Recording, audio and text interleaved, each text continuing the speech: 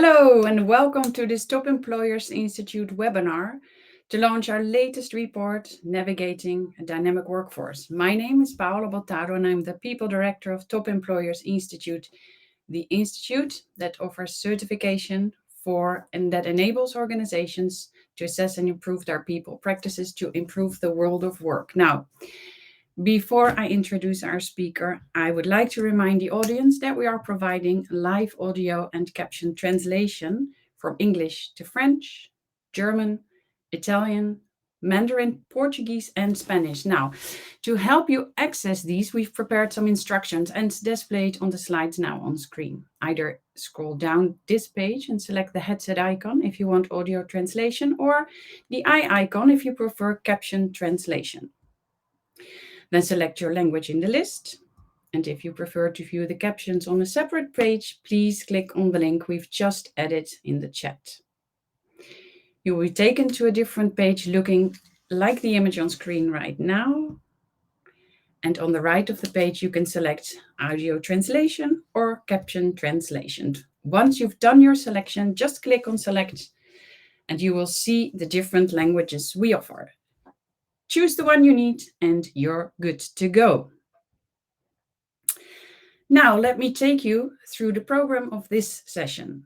I'm joined today by Emily Cook, Senior HR Researcher at Top Employers Institute, and Emily and I will be sharing with you, covering the different elements of navigating our dynamic workforce report. Hey, Emily.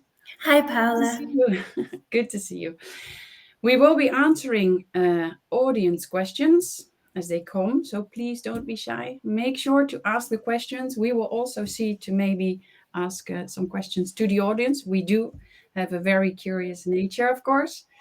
And you can start typing your questions right now in the Ask the Speaker feature. How are you doing, Emily? Fantastic. Fantastic. Thank you, Paola. Good. It's great to be able to share this moment with you. Mm-hmm. Obviously, because I'm very proud that we are launching the report today as we speak. End of this session, everybody will be able to have put their hands on it. There will be a link shared in the chat function today. Also, there will be emails sent out. More information about that later on. Emily, I'm very curious. Obviously, preparing a session as we have been for today, I'm curious about, the most important thing you want our audience to take away from. So what is, if you can choose the most important messages that they need to take away after our session, what would it be? Yes, so we are very, very excited about this report. It was incredibly interesting to perform the research. And of course, I hope and I'm sure it will be very interesting for our audience to read the full report. But I would say that if there is one thing to remember, it is what worked yesterday in HR is not what's going to work tomorrow. And this report is all about what's working today and what's going to work tomorrow. We'll get onto the details as we move forward, but what was particularly interesting to us is what we found that was good for employees are the same things that are good for organizations. That's amazing news, of course, because makes your life a little bit easier now if you all share those same needs and goals that you want to reach for. Absolutely, and it also means that once organizations read the report and understand what these very, very easy wins are, they can move right ahead and really put those insights into practice. Right. I recognize the fact that they might seem easy changes that you do or new information that you want to include in the policies you're making or the approaches that you choose. At the same time, because of the simplicity, sometimes they're quite difficult to do. So I think this report really helps in those 4 themes and topics that are described in there. And I want to know, Emily, you've told me this the first time we talked about this report, and you said the way this has been done, the research that we've conducted, the data points that we are offering, Can you tell a little bit more on how the report was created to begin with? Absolutely. Doing research with Top Employer Institute is really unique, actually, because as an organization, we have access to so many clients. We Yeah. have this amazing data set, really, really deep insights. So in this report particularly, we worked with data from more than 2,300 organizations. So we actually used our certification survey of Hmm. 2024. So that's the data that was collected in 2023, looking forward. Right. And we collected information about the kinds of practices that have been adopted in these organizations. And we also collected some success measures. So, what was employee engagement like in these organizations? What was profitability like in these organizations? Right. And what this meant is this massive data set combined with the expertise of some of the fantastic data scientists that we have in-house here at Top Employers Institute, it means that we can be very sure that this research is conducted to the highest level, very, very sound research, Hmm. incredibly evidence-based. And I'd actually like to take this opportunity to circle back to your last question, if you don't mind, because indeed you correctly pointed out that whilst the data can be very directive in Hmm. what's the right decision, it can actually be a little bit more complicated when it hits the ground, which is why we actually have this second lens on our research. So in addition to this big data, very, Hmm. very statistically complex analysis, Top Employer Institute actually also go very, very deep with some of our partners. And we pull out some best practices, some case studies about exactly what this might look like on the ground. Right. And Right. that's a fantastic way to take these quite complex ideas and really make them Mhm. practical, and to keep learning from organizations. Well, I must be honest. Obviously, I read the report with a lot of enthusiasm, not just because of this webinar, but also because it might help me uh, Mm-hmm, improving our world of work as well. And the examples are really helping because they give the translation into how this works, or it might work in reality.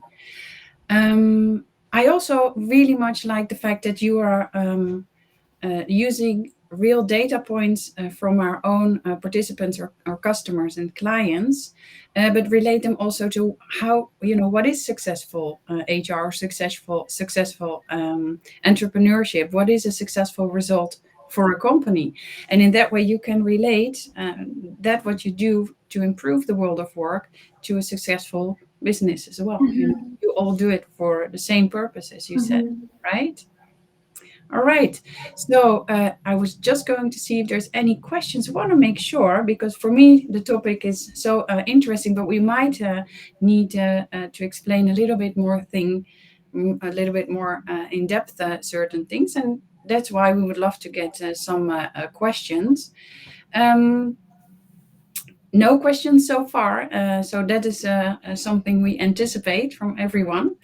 Emily, we drilled down to the 11 largest industries, you said. mm-hmm. Was that something that was also more done in more depth than in previous years? Yes, that's correct. So always with our data sets, we collect across industries. So we Right. always those 2,300 organizations that I mentioned Hmm. actually span 23 industries. So always at Top Employers Institute, we make sure we have a very representative sample. But for this item particularly, navigating the dynamic workforce, we are aware that industries are adapting at different paces. Right. And for some industries, contingent workers are just more traditionally used. Whereas other industries, perhaps those most impacted by automation, Hmm. ongoing upskilling has always been their norm. Hmm. So we know that industries adapt at different paces, which is why we especially wanted to drill down in this particular research article. Hmm. Um, it also means that our clients can benchmark themselves in a more realistic way.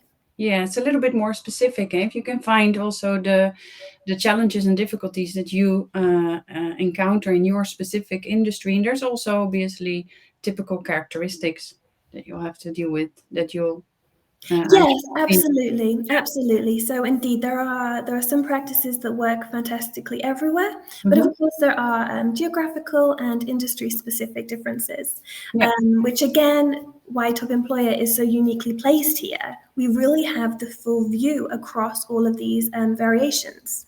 Yeah, the richness of the data in that sense is obvious. Mhm. That's one of a kind. It's something that can really help out in Absolutely. all cases. Yeah, absolutely. So if we go to the report itself, there's a couple of things that you've highlighted. There's four really interesting insights that you Mhm. are presenting in the report.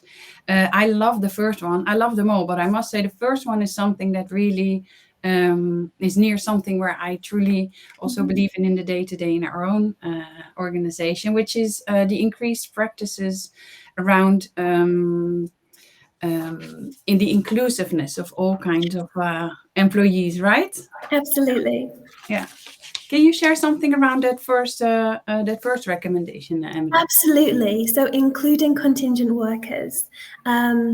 So, if we think about the dynamic workforce, it's not only full time traditional employees. Actually, the dynamic workforce is made up of freelancers, gig workers, temporary employees, full time employees, and actually increasingly even automation. So, even we might even have AI as one of our colleagues.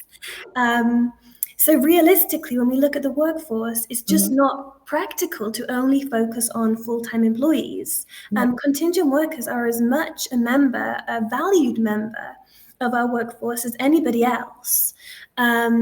What's the good news is that today our top employers have a 60% adoption rate of this practice. So 60% of our top employers Mhm. are already treating contingent workers as far as possible in the same way as full-time Right. employees. Yeah. Um, and what's proven by our research is that there are very clear benefits to this practice. High engagement organizations, so our top employees who have very high employee engagement, have a 12 percentage point higher likelihood of using this practice. So we now know statistically, including contingent workers as far as possible is linked to high engagement. Um, and actually, over the last 6 months, I've been working at Top Employer. I'm a relatively new employee here. I've really come to notice what this practice could look like on paper. I Mhm. was actually just reflecting this morning that this research report is such a good example. Um, I would say maybe half of the team who participated in this research, in the creation of this Mhm. research, actually are not traditional employees. Right. But of course, they contributed just the same. Mhm. And I wonder if perhaps in your role you might comment on how you really brought this practice to life here at Top Employees Institute. Yeah, so I must say, traditionally, the Top Employers Institute has always welcomed a lot of contingency workers. So we were always in a very happy co-working relationship, even when I joined. So traditionally, our organization has always embraced that, which meant that once we were creating new policies and new approaches, it was more or less a matter of fact that we need the flexibility of freelancers, and I learned a new word, gig workers, as well. And we also have a lot of more long-term contractors that are working with us. And as for many of our clients, I think there's very specific skills that you need. Only a certain amount of time either per year, or you are growing fast and you need them to set up for a change coming on. Anyway, it's really important that everybody understand the culture that you want to work in, that understands all the offerings that there are for everyone, because that's the only way we can create that sense of belonging, which will link into the engagement that we are looking for. And we are true big believers of engagement being um, setting us up for the future of or for the successes in our future. Absolutely. Mhm. So it's all like if you start doing the right thing at the beginning, you will see all these things materialize in the future of time. Yeah. Absolutely. Um, in this report, we actually also gather research from the external world. So we aggregate and learn from other people. And something I was really surprised to learn was to see how quickly organizations are expecting their use of contingent workers to increase in the coming years. Right. So Yeah. I think that this trend is just going to grow and grow. Yeah. And Emily, I also think the whole way that we are looking at the world of work is a lot more overarching. It's a lot more. We look at people that are before onboarding, and we look at our employees long after offboarding. Which I don't want to give away all the information in the report yet, but yeah, it's a complete different way of a perspective on the outlook on what we are actually looking at when we talk about the world of work. So it's a complete new outlook to it.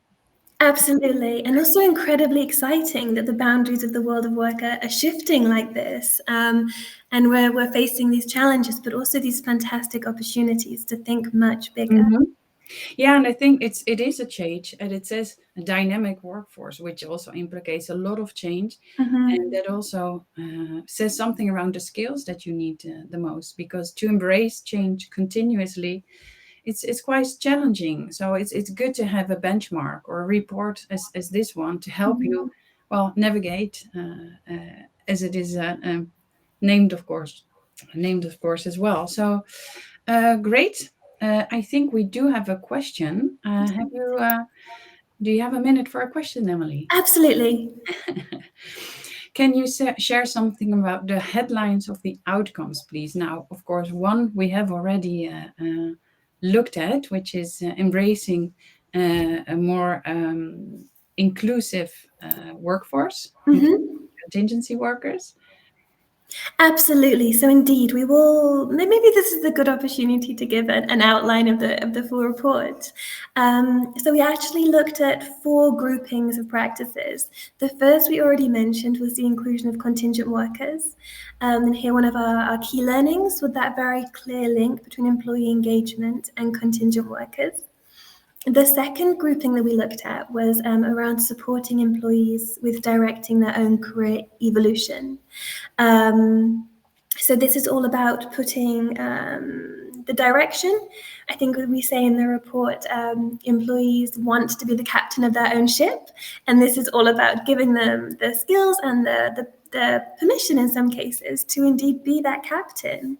Um, and here again, we saw a link between employee engagement. Mm-hmm. Perhaps even more interestingly, we also saw a link between these practices and internal promotion and business profitability, which brings me back to what we discussed at the start, that what's good for employees is also good for Yeah. business.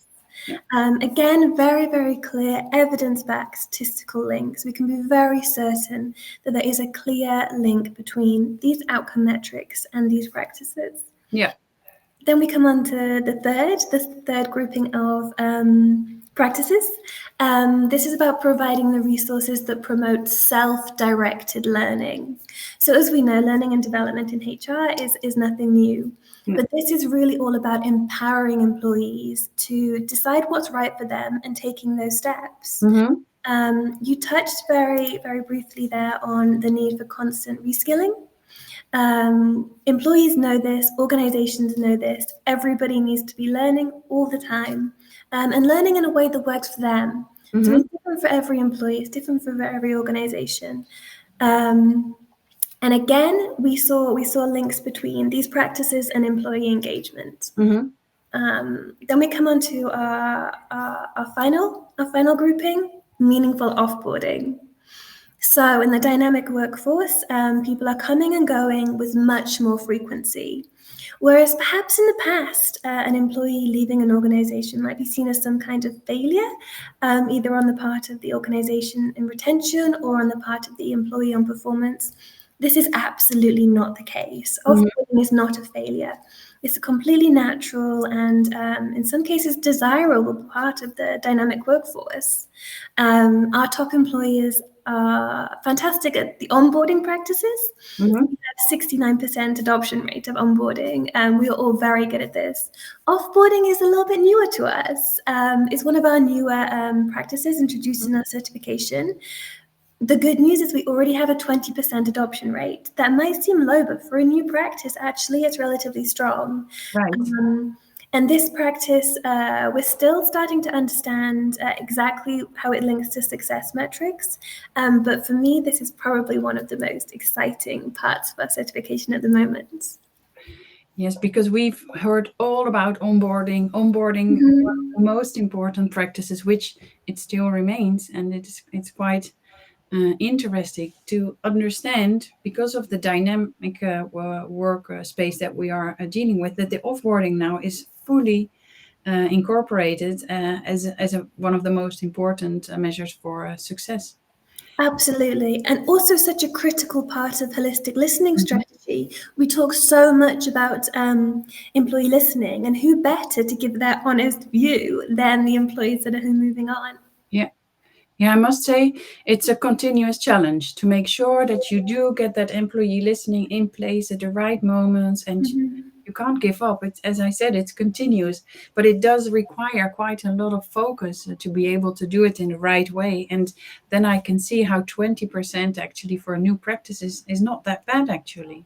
It's really, really, actually, really good news. We were Yeah. very pleased to see this. And actually, one of my favorite facts from this research report that actually was conducted not by us but by another group was one study actually found that a quarter of new hires in certain geographies are Mhm. boomerang employees. Right. So that means people who have left and then they have chosen to come back to your organization. Yes. And for me, that seemed surprisingly high, which is why I remembered the fact. Yes. Actually, on reflection, it makes a lot of sense. Yeah, it's almost adding to that inclusivity of contingency workers, so people are temporarily um, Mhm. part of an organization. But in this sense, it's more structurally, right, where you have employees that want to continue their journey elsewhere, but Yes. then return because of the good experiences that they had Mhm. throughout the whole employee journey. Yes, I think that's such a good marker of a fantastic employer that people would choose to leave and then also make the effort to return to you. Yeah, it also links back into the fact that you want to be captain of your own ship, that autonomy. It also means that you can learn and develop yourself in the direction you feel you need to go and Hmm. need to be in, which might lead you on an offboarding process. But because you are so independent and autonomous, and you know you will be challenged within a certain organization to develop yourself, to stretch, and you know that you have that autonomy to make those decisions, will invite you, will be more inviting to go back. Absolutely. It all makes sense, Emily. It all makes sense to me. We do have another question. Fantastic. Let me see. Yes, it is the contingent worker is an increasing phenomenon. And how do your customers foster their engagement? Yes. So I That's think that this very is interesting. a fantastic question. Our two recommendations Mhm, would be firstly to, as far as possible, ensure your contingent workers have the same experience as your traditional employees. mhm, Of course, we understand in certain geographies that there are some small complications, mhm. but that should be the blueprint. The ambition Right. should be the same processes for all employees. Um, Mm. Not only does this mean that there is inclusion, which is a big piece, employees should feel, employees and contingent workers, all contributors should feel equally valued. Yes. Um, our second recommendation would be around listening. So in some organizations, or at least in the past, contingent workers actually weren't even included in employee engagement surveys, Mhm, which is uh, a massive lost opportunity. If you're running a survey anyway, you can directly find out what is going to work for the employee engagement of your particular contingent workforce. So we can give holistic recommendations, and of course, it's always useful to learn from different organizations. But using employee listening strategies holistically within your own organization is the best way to get the most tailored and impactful insights. I'm even wondering whether contingency workers even bring a more insightful view, because they have the experience from different employers that they can bring into, even more like a benchmark, can bring into the organization. So those voices might even bring a different sound altogether. That's Absolutely. quite interesting. Actually, reflecting on my experience here in Top Employers, working with Mhm. such a diverse group for this article, indeed, the contingent workers bring so much innovation because they're sort of like honeybees, going Yeah, across all the flowers, yeah, pollinating and bringing all the pollination across. yeah, absolutely. I also feel that the enthusiasm is also really genuine and necessary, because as a contingency worker, you need to feel connected and linked, because you need to ramp up really fast to be able Mhm. to contribute to the results. So all in all, really makes sense. I'm curious to understand whether other people in the business, clients, participants, interested listeners, have a view on that, because everybody obviously does work. There's always freelancers or longer term contractors in your teams and surroundings. Whether you do see a difference, because it's interesting to understand how these insight might help you. All right. There was an interesting part also, Emily, around the generation Mhm. change that we are seeing, where the boomers might slowly phase more out. I don't want to be too harsh, but and the Gen Z being a larger part of the percentage of a workforce. Did that bring any insights as well? Absolutely. So I think everybody is talking about Gen Z this year. The generation, they turned 27 actually, 27 in 2024. So they are very much, they're here, and they are making their voices heard, and they are bringing such a fresh perspective into the workforce, and also perhaps some well-needed challenges to traditional HR. So what do we know about Gen Z? They actually are more likely to choose non-traditional forms of employment. So part of the expected increase in things like contingent workers is actually because Gen Z are choosing this. Right. They want that autonomy. They want that flexibility. Mm-hmm. Um, and it's how we best keep up with that. It's how we best adjust working in this multi-generational workforce. I feel that with that wish for autonomy and the dynamics that Gen Z is looking for, there's also a need to be a lot more involved into creating the right circumstances, because it's so dynamic. You need to be really certain about the direction that you want to take on, how to involve and to be an inclusive workforce now needs to be a lot more intentional, because you know that there will be a lot of people coming in and out of your organization. And I don't know about you, Emily, but if I look at the four headlines, the four big insights of this research, that's really at the basis of this as well, if I'm not mistaken. So the fact that you need to be really intentional about these things, you can't leave offboarding to chance anymore. Absolutely. And that's something else that I really enjoyed writing about this in this article, is that we've probably heard a lot over the last few years about how the dynamic workforce can benefit businesses. It gives them Mhm. access to the skills they need when they need them. It gives them the flexibility, the adaptability to changing business demands, which are changing at such unprecedented time at Mhm. the moment. But what the lens of this article really adds is how this can be done in a respectful way. So we spoke in the Trends report at the end of last year about recentering the human. And as you say, this is really about being intentional about what does this mean to the human who's inside your workforce, Mm-hmm. whether that's as a freelancer, as a contractor, as a temporary employee. How do we respect these people? How do we make the navigating the dynamic workforce work for the people who are actually inside it? Right. Absolutely. And before we hopefully get a little some more questions, I'm urging everyone to do ask if you have any questions, use the chat function, because I also see how then the skill sets that not just Gen Z but everyone in the workforce, that your skill set all of a sudden is one of the biggest capitals that you have. So one of the biggest resources that you use to be successful as an employee, which of course, because we want the same thing, our employers need to provide for. So is that also why we see the increase of importance of this of these skill sets being a lot more cross-functional, a lot more diverse? Absolutely. So it's very, very clear that we have a pain point, both from the perspective of the organizations and the perspective of employees, in terms of this need for constant upskilling. 75% of organizations are struggling to fill vacancies at the moment Mm-hmm. because they can't access the skills that they need for their organization. And on the flip side, we have 41% of employees telling us that if they were offered better development opportunities somewhere else, they would quit. They would walk away from their current jobs. So, this is really something that we all want. It benefits everybody to get these practices in place. Mm-hmm. And it's just a matter of moving with as much speed as the external world is demanding. Mm-hmm.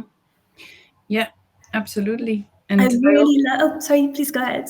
I was going to say, and I also recognize the focus and the priority that I've together with the team, that we are looking at with, well, increased importance as well, because of the fluidity of the career paths. You really need to make sure you offer the autonomous, inclusive employee the right challenges to develop, which, yeah, it's really much a skill set based or skills based rather than, yeah, a fixed career path and learning path as well.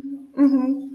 I really loved one of the stories that we heard from our top employer Hmm. from Nestle Brazil. That also featured here Yes. in the report, and I loved their example.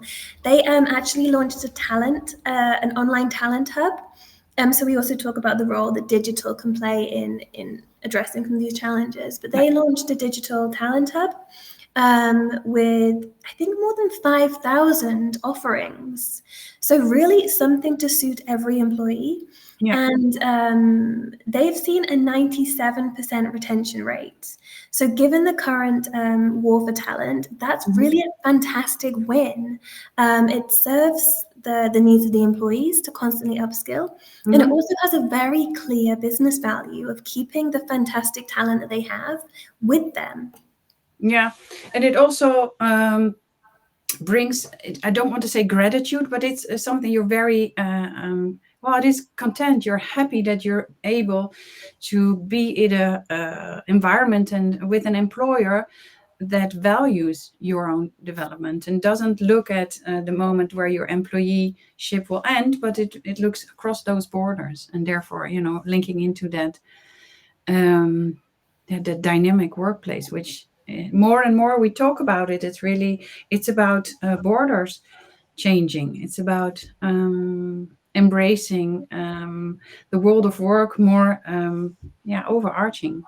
Absolutely. And I really think it's about treating the employees as full humans and Hmm. saying, we hope that you'll stay with us, but we know that you might not, and that's also okay. Yeah, yeah, and hence the boomerang employee. Yeah, and they come Another back. term, yeah, another term I will happily keep using for sure. We do have a lot of boomerang employees as well. So we're doing something right. It's a good Not sign, I all of them. think. In fact, there's still a lot, of course, to do. There always is in the world of HR and employees, or if we use the terminology more in the world of humans, there's always a lot of things and points of improvements that we see. That's why we really like our field, right, Emily? Right? Always Work. exciting, always interesting, always Yeah. something new to learn. We do have another question. Would you like to have a look at it? Absolutely. Let me have a look. Among all of your customers in the world, have you observed cultural differences? For example, maybe not all the local legal frameworks enable to come back at one's former employer. Indeed. So, of course, with these practices, especially when we start to talk about the line between contingent, Mm-hmm. employee, indeed, when we start to talk about how soon can you return, especially if there's been some agreements between the separation. Mm-hmm. There are, of course, local restrictions. And indeed, we do see, because we have such a huge data set, geographical and regional differences. Sometimes these are down to cultural norms, sometimes these are down to legal restrictions. Mm-hmm. All sorts of reasons why there could be geographical differences. And indeed, we acknowledge that not all practices are perfect for every employee. So even some of our strongest top employers actually choose not to use all of our practices for their own reasons. So we believe that the practices that we outline in this Mm-hmm. research report, the fundamental approach, the fundamental philosophies, for example, treating all employees equally, leaving the door open for returnees if possible. These are things that are universal. But when it comes down to practice, when it comes down to the ground, every employee, of course, every employer is unique and needs to make the right decisions for their organization, and particularly the right decisions for their organization at the right time, because dynamic workforce, everything is always changing. Right, right, right.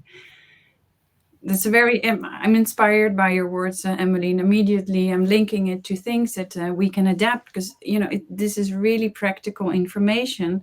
Um, Obviously, it's all scientific. There's a lot of data and study, combination of data and a lot of study that is linked to it. And at the same time, for me, it all feels very practical as well. So on the one hand, it is very reassuring for some things that you are doing as responsible for HR, where this is the right way. This links into the practices that we're looking at in the future. And at the same time, there's quite some very practical points of view and examples that I can use to maybe make some small changes or even start a conversation within the team to see, hey, this is actually a very different point of view. So, Absolutely. We hope that this research report will fundamentally equip our audience, indeed, to start having these conversations, to be right, informed about what the research says, to be informed about what peer organizations are doing on the ground, but indeed, fundamentally, to make their own informed and empowered decision about right. what's right for their organization. Right. And in such the way you frame it now is exactly also what we wish for our employees is the same Mhm. as we are wishing for all employers as well. Yeah. Absolutely. I really think it's about empowerment. It's about Yeah. acknowledging that there are individual differences, but also acknowledging that there are fundamental approaches that maintain respect for individuals whilst also driving business success. Is there anything, because we are going to wrap up in a couple of minutes, is there anything, Emily, that we haven't talked about yet that you would love to highlight as well? Because we have obviously touched upon all the different recommendations. Yes, I feel like I could talk about this topic for hours. So it's very good that you give a time check. Mhm. I would like to flag one of uh, one of my favorite things that I read whilst doing this research. ING Italia had a Mm. fantastic example, which really appealed to me. They actually have a full job orientation week, so they take a full 5 days to explain to their employees what's available in-house, Mhm. what kind of opportunities they might have, what vacancies are available, where they can move now, where they can move in the future. Really a holistic overview. And that just sounds, I haven't experienced something like that in my career. And it really just sounds fantastic. And I just Mhm. wanted everyone to know because it seems like such an easy win to to match these internal employees to perhaps pathways and positions they had never even considered. Just complete visibility. It seems so simple, but also so, I mean, almost groundbreaking to say this is everything you could be. Yeah. And I mean, perhaps not surprisingly to us, they had 94% positive feedback internally. Not a surprise. Right. Such a No, fantastic yeah. initiative. No, because there are so many positive messages to take away from such an, initiative. I think it's also, the fact that you're taking the amount of preparation and work to organize such a thing. You are really valuing your employees, and you're saying we'd rather see you develop into new roles where, of course, then you need to backfill roles again as well. So, but you're prioritizing development and internal Absolutely. mobility as an example. Yeah, absolutely. So thank you for that insight, Emily. Thank you for asking. I really wanted to mention that To one. share this particular example. I understand. I understand. But thank you for taking the time Thank just you. to help create this beautiful report, but also to share this time with me. I'm going to look at the chat, because I think in the chat you will find a link to the report as well. So for everyone that has joined today, took the opportunity, you will have the scoop. After the session, there will also be sharing of emails, an email with the recording, as well as a link to the report as well. I think that leaves me nothing other than thank everyone for their time, for the questions that we got, Emily, and everyone behind the screen, not just creating the report, but also making sure this webinar was executed flawlessly. Thank you, and for a better world of work.